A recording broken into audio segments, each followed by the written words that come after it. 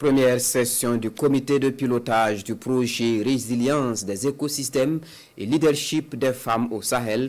La session entend valider les rapports d'exécution des activités de 2024 et aussi faire le bilan annuel du projet. L'ouverture des travaux dans ce reportage de Franck Ouedraogo et Moussaki.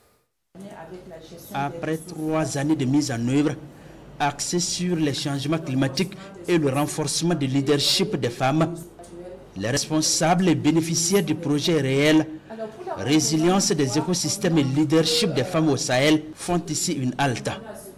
Le temps de faire le bilan annuel du projet et valider les rapports des activités exécutées en 2024.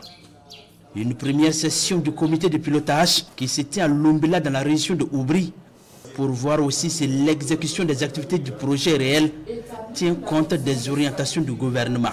Les idées principales qui doivent ressortir ou qu'on attend qui ressortent de cette rencontre, c'est de s'assurer que notre plan d'exécution de travail est approuvé, adopté et qui nous permette de nous assurer qu'on peut maintenant travailler à atteindre nos objectifs en étant sûr que nous sommes encadrés à travers cette séance de comité de pilotage qui nous oriente, qui nous donne les directives, qui nous permet de nous assurer qu'une fois que nous sommes sur le terrain, nos actions qui vont être menées sont en lien parfait avec les orientations du pays, mais aussi répondre aux priorités et aux besoins de la communication.